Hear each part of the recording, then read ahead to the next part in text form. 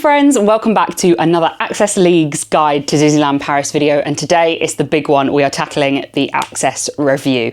In the last video we talked all about rides and their accessibility, but today we are talking about everything else, from surfaces for wheelchair users, for parades and shows, to toilets, to rest spaces, to food. We have got everything covered. So do stick around to find out how accessible Disneyland Paris really is. The entrance. So let's start at the very beginning at the entrances. Now there are special entrances for people with disabilities. So all you have to do is go to those queues, which means you get to skip a lot of the lines. The first one you'll find is at security, and at either end, there's one right as you come towards the parks from the bus station and car parks, or there's one right over the other end, which is quieter on some days, so better to go to. And there you get to go through special security lines, so that you can get through those quicker. And then from there, it depends what park you're going to. If you are going to Disneyland Park, you, instead of going through the centre of the Disneyland Hotel like other guests, there's again an entrance just off to one side, which is for disabled users. So you can go through there, and they've got slightly wider gates. Although the whole 3 days, I decided to go through the middle gate, which was not the wheelchair gate, even though there were two wheelchair gates either side of me. But I got through as long as I took the cool bag off the arm of my chair. So we made it. And then the studios is very similar. They just have on the entrances one entrance at the end for disabled users that you can go through there.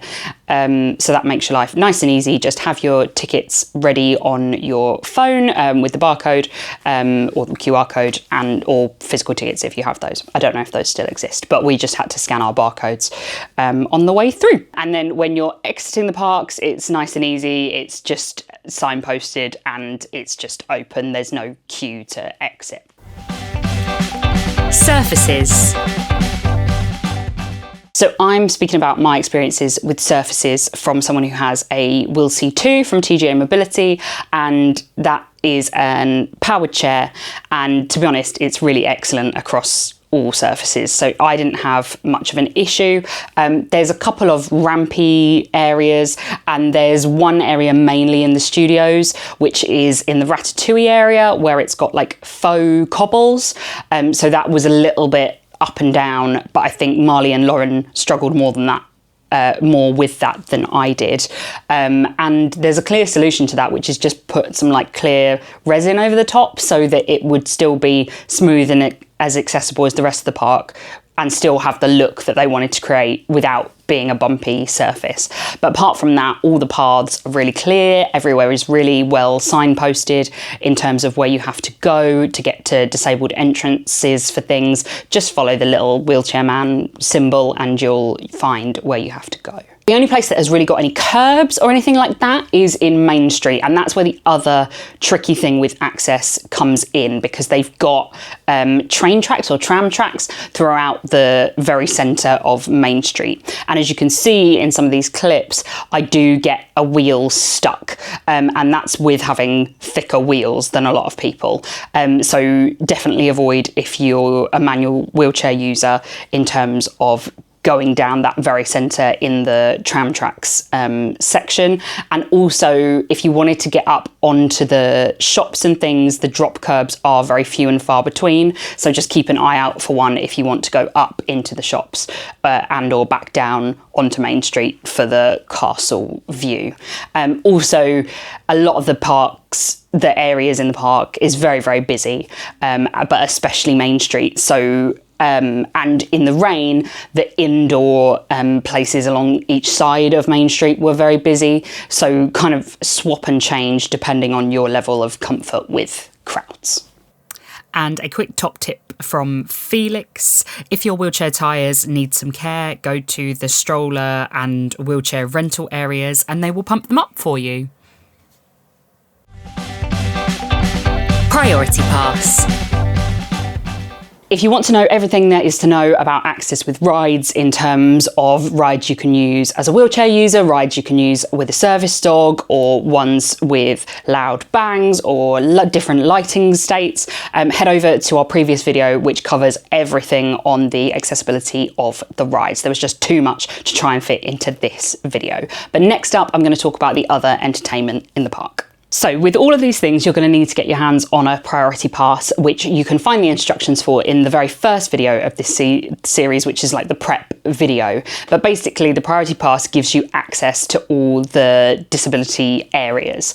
So all you have to do is show that. For the rides, you get up to 4 people that can come with you. And for the parades, shows, fireworks, you can have 2 people come with you with 1 card.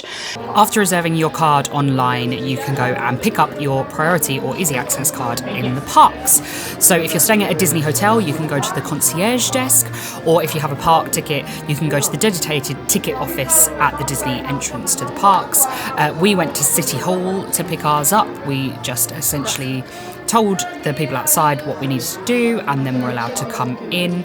We had to bring our proof of registration on our emails, and then we needed our ID and proof of disability. We all brought our access cards because that was the easiest.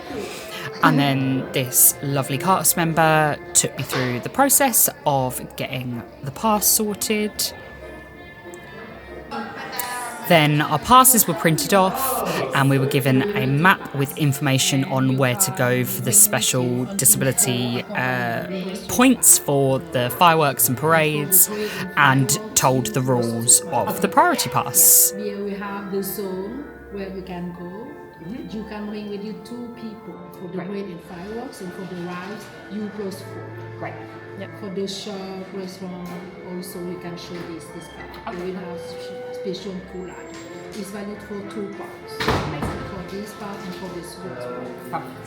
I show you where you can go to watch the parade and fireworks there. Nice picture, no? Thank you. Well, that's a lovely picture. Yeah, it's nice. You have the first zone just there. The second one is here. Lovely.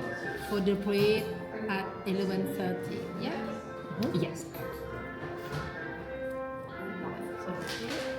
And from this area, in Central Plaza, FW, that means the fireworks, at 10:40 evening. Great. Yeah? Amazing. Thank you so much. You're welcome. On those cameras, it's so easily done though. Parades, shows and fireworks. So for the parade, first of all, there are designated areas. We were there during the Stars on Parade parade, and the disability zone for that is right by the gates near It's a Small World, where all the floats come out, so you get a great view. We got there quite early because we'd missed the finale of the music festival the night before, but to be honest, you only really needed to get there maximum half hour early to get in, and you could still get there 10 minutes before and you'd still get a slot. You just wouldn't be able to see quite as well.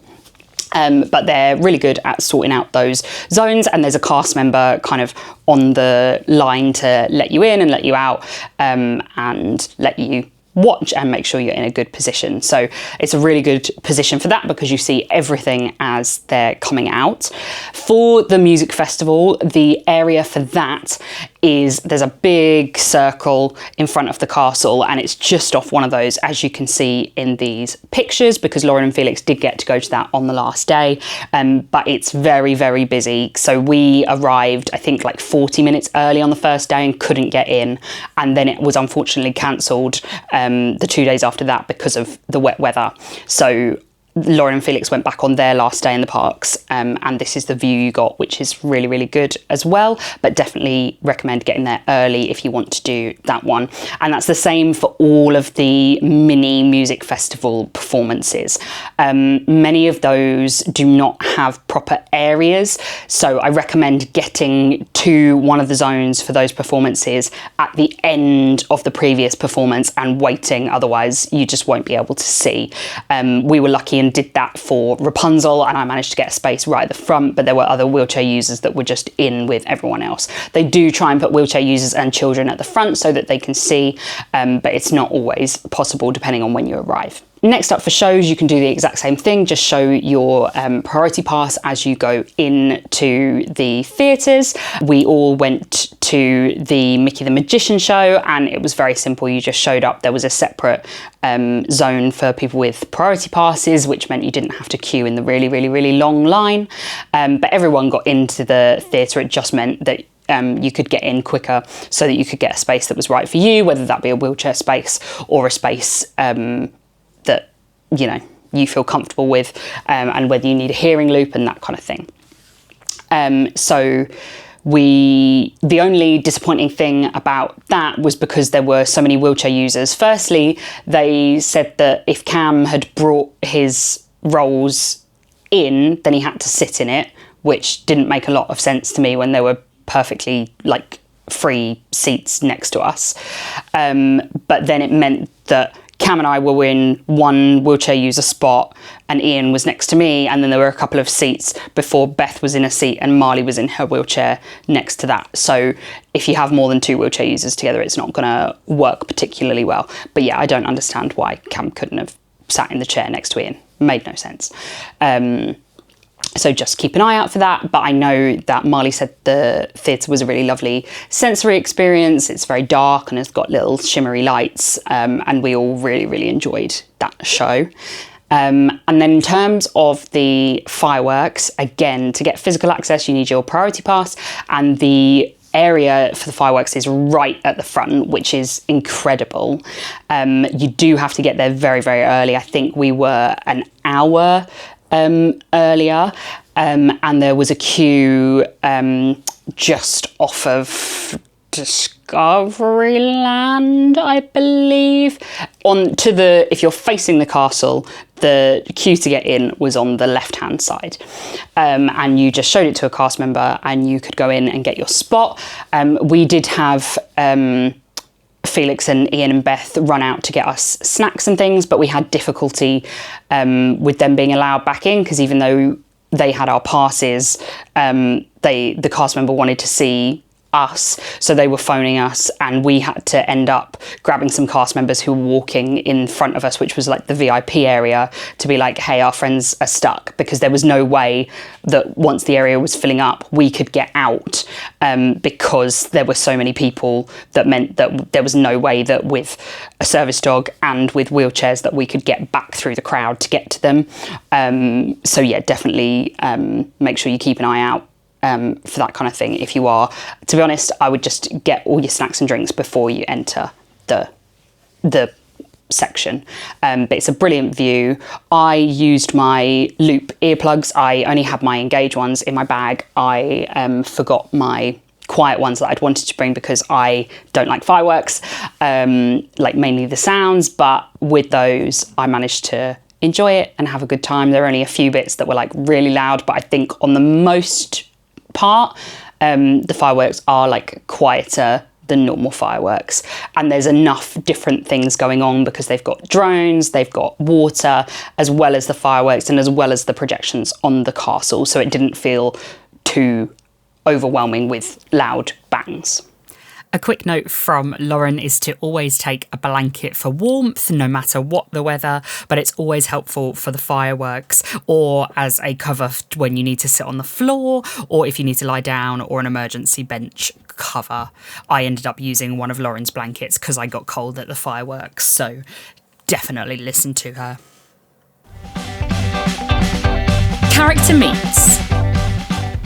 So in terms of character meet and greets, we had some issues just with our priority pass, and it's a bit of a confusing system out there in Paris at the minute because they're transitioning from standard queues to virtual queues. The only character that we really met, Beth and I, was Ariel, that we waited for at Princess Pavilion. We didn't know who we were going to see. It was a mystery princess situation, which could be a little bit anxiety inducing for some people with certain disabilities. but we were kind of getting an idea of who was in there based on people coming out with pictures and stuff. So that wasn't too bad. But the fact was that even with the priority pass, we were still waiting well over half hour, probably more like 45 minutes to go in and see the princess, which for, again, a lot of people who are neurodivergent and struggle with queuing, that's going to be way too long. And it was pretty long for us, but, you know, we managed it. And it was really good, but it was quite rushed. And I don't know whether that was because we were adults or what. But I think they've got some of the system wrong, because again, we went to go and see Mickey and tried ringing the doorbell that's supposed to be for disabled access, but then no one ever came. And that happened on 2 occasions. So it's a bit of a weird system. Due to the weather, we didn't see many characters when we were out and about in the parks. But when we did see them, the queues to meet and greet were very long, outside in the heat, and we opted to give them a miss as none of us really had the energy to fight with that. On the last day, we decided to visit the Avengers campus one last time and realised that there was a mystery meet and greet going on, so we thought we'd take part in it. Because we were one of the last of the day, we didn't really have any queues to contend with in meeting the character, so that was great. After about a 5-minute wait, we were all ushered into a room to meet Miss Marvel. We got to spend several minutes with her saying hello and getting her to sign our merch. It wasn't a huge space, but we all fit and we got a photo together. Because there was a group of us, it wasn't intimidating, and Miss Marvel was really nice and knew how to get us talking. We'd definitely go character meeting again, but the indoor ones are preferable because of the aircon. Toilets.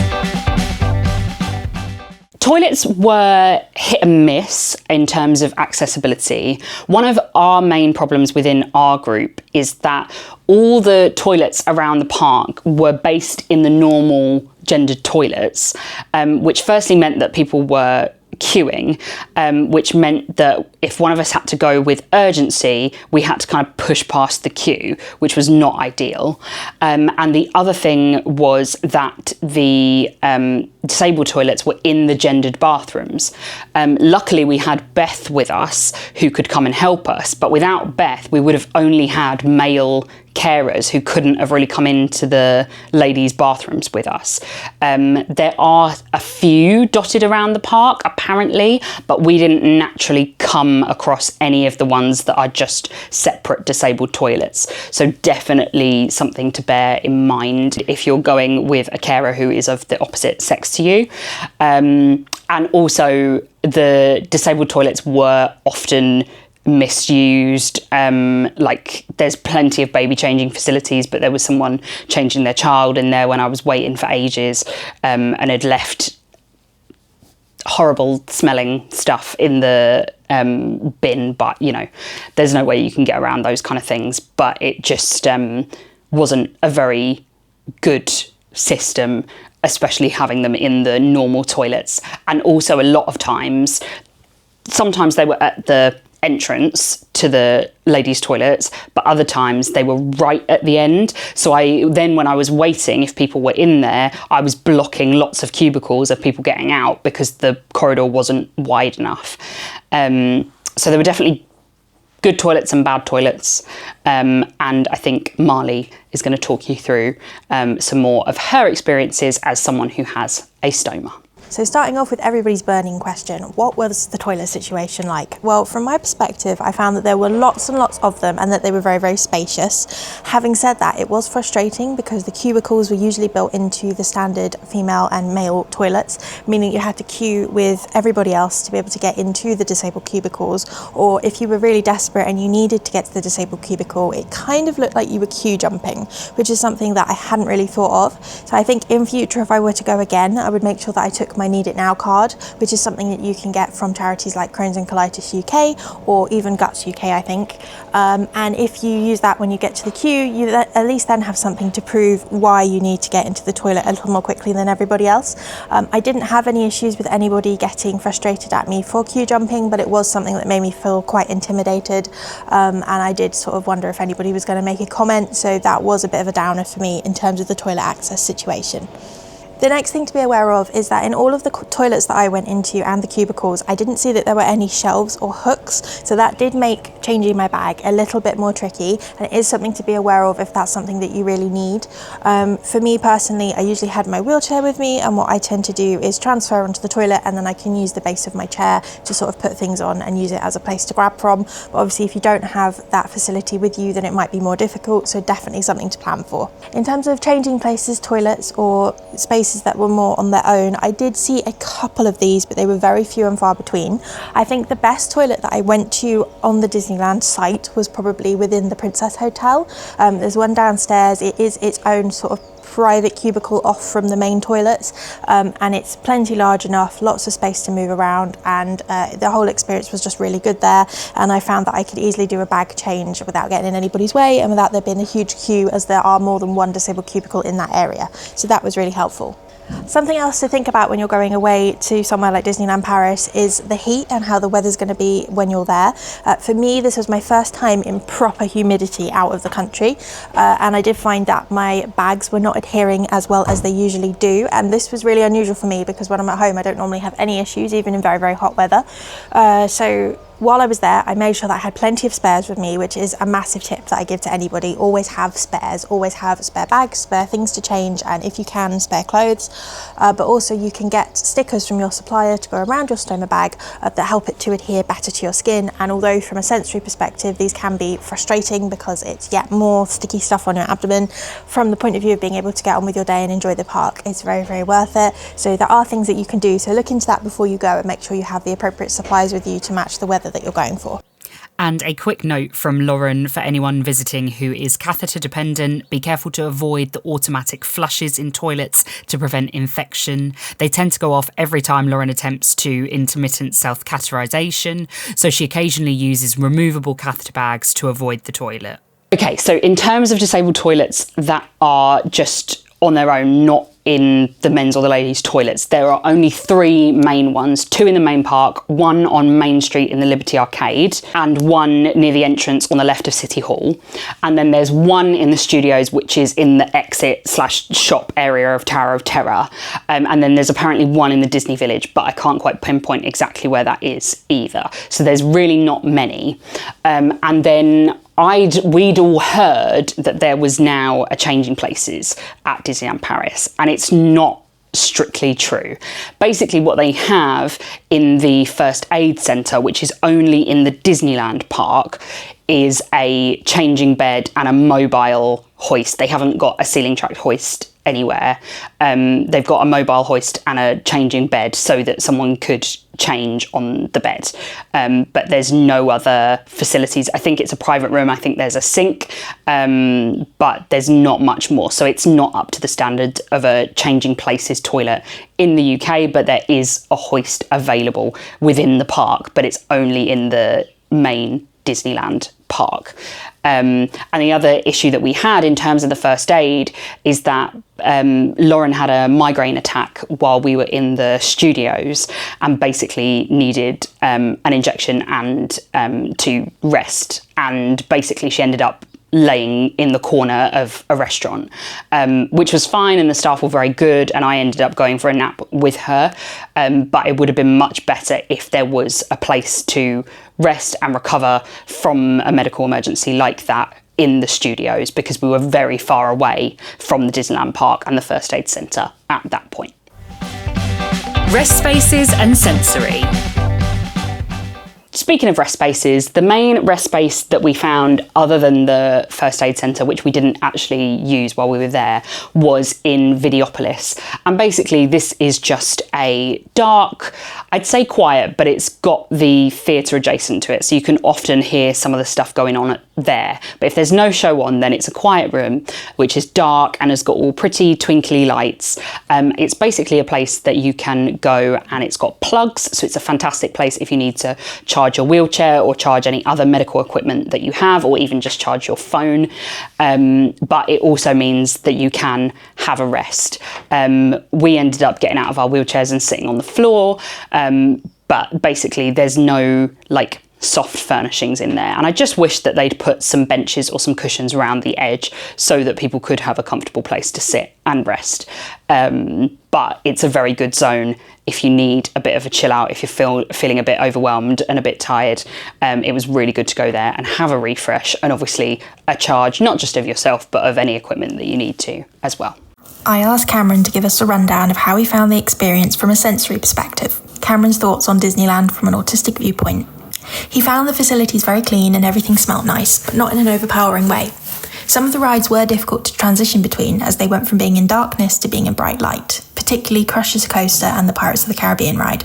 We found that people weren't great at respecting personal space, particularly in queues, but as we had access passes, it wasn't much of an issue for very long. Restaurants had a few options, which was nice, and there were normally a plain option available if you preferred. Pizzas had various toppings, but you could also get a margarita. The shows were a little loud and some of the lights were quite flashy, but for the most part it was quite manageable. He wore his loop earplugs a lot and that helped him to cope okay. A must-have for your bag. Sound and hearing. So as someone with hearing aids, I have to say throughout the Disney parks, I didn't find that there was any one time where it got too noisy for me to cope with. Even during the parade, even during the late night show, I found that everything was really manageable and it wasn't something I had to think about too much. So during the parades themselves, obviously there is a lot going on. There's music from the parades and the floats going past. There's characters all over. There's children getting excited. It's a very noisy environment, and I was starting to struggle with that. And then just as I started to think, oh, it's getting quite loud, my hearing aids changed over to the hearing loop program. I don't entirely understand how this works. However, it did it on more than one occasion at Disney and I was really, really grateful. It seems like there's some kind of hearing loop in place that sort of takes over the sound in your hearing aids, meaning that you can hear the music and the parade, but you can't really hear too much background noise. And I found that really helpful. There was also one point where I could hear French, but there wasn't an English translation of what was being said, but that seemed to be going directly into my ears. Nobody around me could hear the same sound as I could, and I would assume that that is probably an explanation to tell you that the hearing loop has taken over or similar. But to be honest, all that happened was it made me really enjoy the parades because I could hear it so clearly. And then once the parade was over, it just sort of went back to normal hearing settings. So yeah, that was really helpful. And there were plenty of corners and places to sit if you were feeling a bit overwhelmed or if everything was a bit noisy.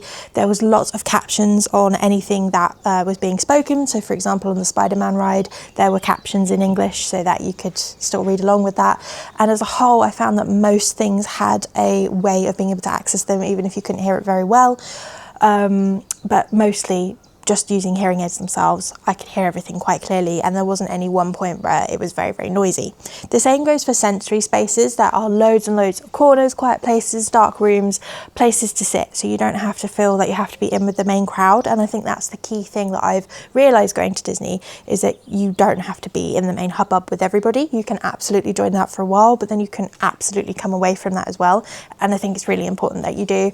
And then you can go and find quiet spaces or corners where you can still enjoy the park in your own way, but you're just not in the main queues, because obviously the more people are together, the louder it tends to get. We also went to a few shows while we were there, and I have to say again, the access and the sound quality was brilliant. There were clearly marked wheelchair spaces that the cast members guided you to. It was always nice and close to where the performance was, meaning that you always had good sound quality. Everybody was encouraged to sort of be quiet in the rows behind you, so again, you didn't have too much distraction noise-wise from that. And then in terms of things like lighting, etc., there were places you could position yourself if you didn't want to be directly in front of the performance, which would mean that maybe it wasn't quite so overstimulating. So overall, you had a lot of options, and I think it's just important to know yourself, be aware of what you can and can't deal with, and then let cast members know, or try and get yourself into positions where maybe you're not right at the centre of everything. But as a whole, it's something I would definitely do again, and I didn't have any major issues with access. Shops. Okay, so the next thing is the shops, and there are so many shops at Disney, which was incredible, and the vast majority of them are very large and have very large walkways. So in terms of wheelchair accessibility, you can get down them really, really easily. Even with Fliss the service dog, we didn't have any issues getting through the shops. And again, all of the shops have designated disability tills that you can go to that have hearing loops on, and that you can are slightly lower, and means that you can can skip some of the queues if they're bigger in other areas of the shop. If you have an invisible disability, I'd probably just flash a priority pass, but I'm pretty sure that Ian and Felix and Beth like went and got our stuff with us in the vicinity and it was fine. So that's not a problem. One other thing to say about shops is that in terms of if you need any emergency supplies like medication or plasters or things like that, in France you can only get those things from a pharmacy. So do make sure that you bring all of those kind of things with you. We had a little first aid kit which was bigger than most people's between us. We didn't need any bite or sting relief, but we had that with us, some Savlon, some plasters, some blister plasters, paracetamol, ibuprofen, you know, all your kind of regular stuff that you might pop to get in Tesco's or something. You can't do that in France, so you can't do that on the Disney parks, so make sure you bring that in with you as well. The only shops that are a bit little are the ones in the castle. The Christmas shop was okay, which is on one side of the castle, but the other glass blowing shop on the other side is really, really tight. And obviously there's a lot of breakable things in there. So, and the surface on the floor is much more big stones, like you'd find in a castle, so it's a little bit more tricky to maneuver in there, but everything else was really, really good. All the new shops in the Disney Village, including Disney Style, were really accessible. I loved this more size inclusive mannequin, and they also had accessible changing rooms, so they were quite big. There was only one, but it had some grab rails and a seat, and was a really nice shopping experience. The castle. And speaking of the castle, they've recently put in some new changes, basically in the shape of a lift, to make sure that all the levels of the castle are accessible, which is really exciting, especially as it's the only Disney castle that you can actually go up in anyway. So it now means that people that need to use the lift can go to all the levels. You can start in the bottom level, which is a secret underground level which has the dragon in. There is a lift to that, but you can also access it via a ramped cave-like entrance just outside the castle, but you can then take the lift to all three levels. The lift is a little bit tight, but it was manageable. We fit me, Beth and Ian in there. It was just more navigating, getting out of it that could be tricky. So you could go from the level with the dragon underneath to the main level with the shops and go out the main drawbridge, or go the Fantasyland way through the back of the castle and see all the shops on that level, or you could go up. It was never busy waiting for the lift. I think a lot of people don't know it's there yet, but it is basically, if you're looking at the castle from the front, it's to the back and on the left side, and you go up in the lift to go and see the top of the castle, which has beautiful stained glass windows and the story of Sleeping Beauty inside, and then you can also go out on the balcony and look over Fantasyland.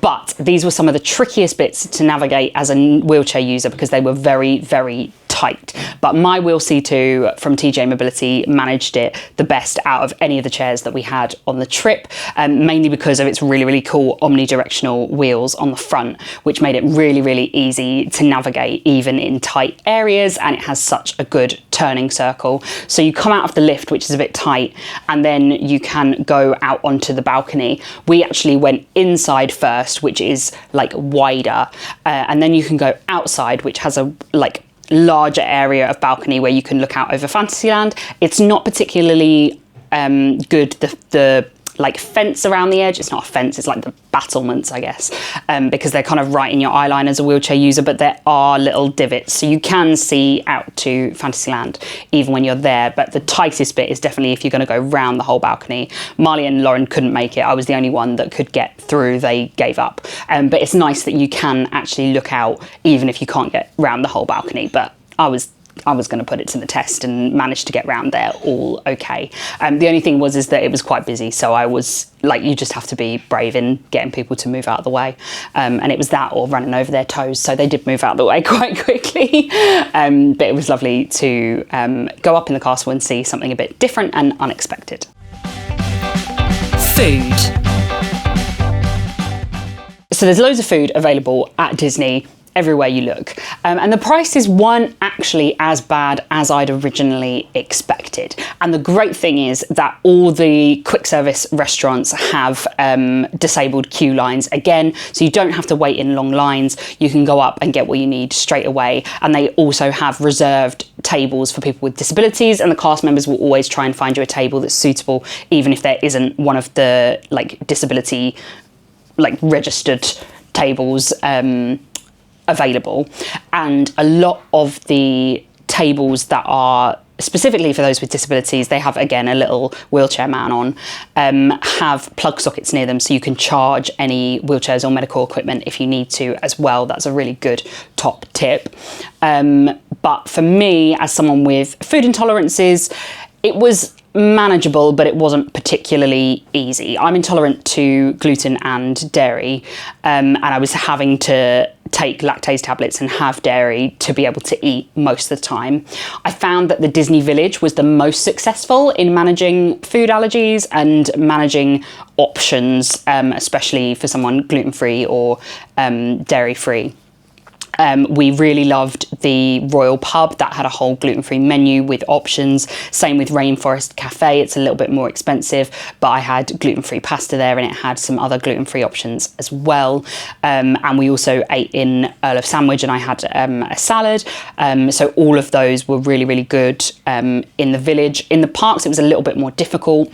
The other thing that's not very accessible is that if you want to go to most of the sit-down restaurants, you have to book sometimes a year in advance.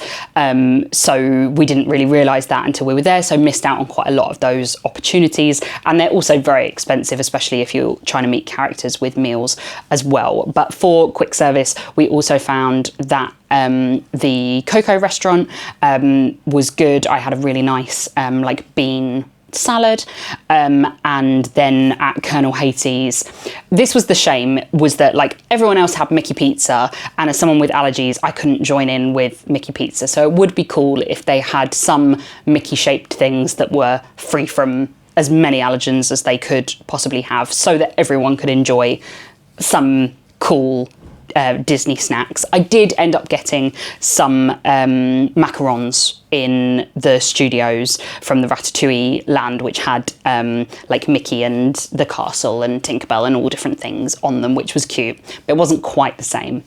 But at Colonel Hattie's, they had curries, so I just got the naan bread taken off. And they do have separate meals available if you are severely allergic or intolerant to things.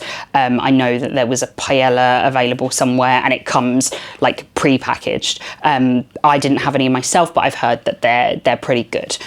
So there are lots of options available if you ask. But with food, you could bring in as much as you wanted. So I got a little cool bag just off Amazon that fit 6 cans or some bottles of water, so that we had that all day when it was hot. And my bag was full of different gluten-free snacks in case I couldn't find anything in the parks. And I did most days, but I always had a backup of some gluten-free oatcakes and a tuna pop thing. So you can bring as much as you want in. You just can't bring large cool boxes, but pretty much anything. They did check my little cool bag one day just to make sure I didn't have alcohol, but as long as you don't, you're fine. So do feel free to bring in as much as you want in terms of food that is going to work for you and your allergies, and bring a lot of snacks and bring your own drinks, because the drinks were expensive in the parks. Service dogs.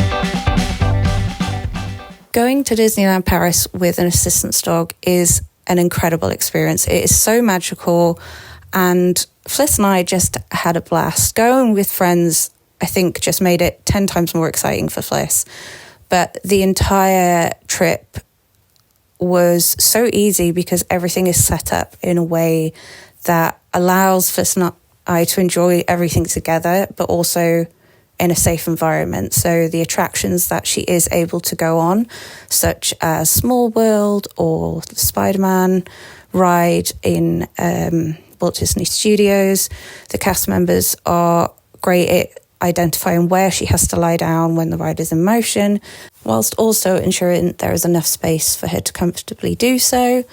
The restaurants are brilliant. The cast members were always willing to remove one of the chairs from the table, so Fliss's settle mat could go next to my wheelchair, and offer her a bowl of water or anything else she needed. There may have been a Mickey-shaped chicken nugget at one point. I can't confirm or deny.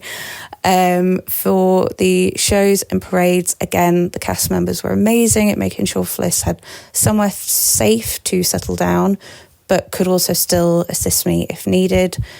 And the characters were definitely the highlight for Fliss. She loved every second of meeting the characters. Everyone was her best friend, and everyone was really respectful and always asked permission before saying hello, which I really appreciated. But I genuinely would be lost without Fliss on a daily basis, but on holiday it allows me to enjoy it even more because I know I am safe and I'm also independent. I was able to go into the parks independently just for an hour on the first day while we were waiting for everyone else to get there by myself, with just Fliss by my side, knowing that if anything went wrong or I needed help, she could do it. Or when we went into the shop, she helped me pay for an item and picked up my purse that I dropped when going out of the shop. And that was a huge deal for me. She is 10 this year and we've never gone into my favourite place on the planet, which is Disney, independently. So that was a huge milestone. She alerted me multiple times throughout the trip to when something was going to go wrong, including a migraine for the first time, which was amazing.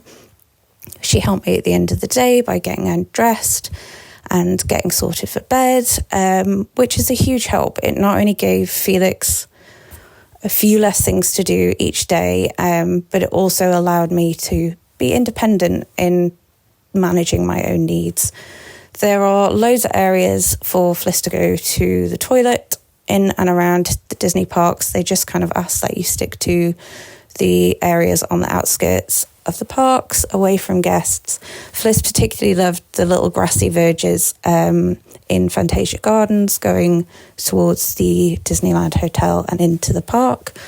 She particularly liked that area. And I will say my only top tip is to make sure you have your identification book, because guide dogs seem to be pretty well known in France, but not assistance dogs. And I was asked repeatedly to show my little yellow identification book, but that wasn't a problem. And on our first day of the trip, I took Fliss to City Hall, gave them the book so they could mark that someone there had seen it, and gave her a little tag to go on her collar, just so anyone else throughout the park knew her book had been checked and that she was cleared to be there, which was really helpful. And lastly, we did have to take Fliss to the vets while we were there to get her worming tablet, which would enable her to return to the UK. And that experience was so easy. It was really local to Disneyland Paris. The vet itself was really wheelchair accessible and they spoke really good English. So yeah, take your book and any documents you think you may need and find a vet nearby. Even if you don't need the worming tablet, just find one nearby in case of an emergency. They were open 24/7 and had operating facilities. So if something dreadful were to happen, I knew Fliss had somewhere to go. Cast members. So for the most part, cast members are really, really good and really, really disability aware and helpful. But sometimes we just came across a couple that didn't quite get it. For example, in the situation I was speaking about earlier with the fireworks, in terms of our carers getting back to us, we needed drinks to be able to take medication, but they couldn't get back to us and we couldn't get out. So there were difficult situations like that even though the same cast member had said it was fine, when they left the section, then wouldn't let them back in. But most of the cast members are really, really helpful and will help you out. You know, there was a guy when I was coming off Tower of Terror and could not do any kind of walking, who put his arm out for me to get me back to my wheelchair.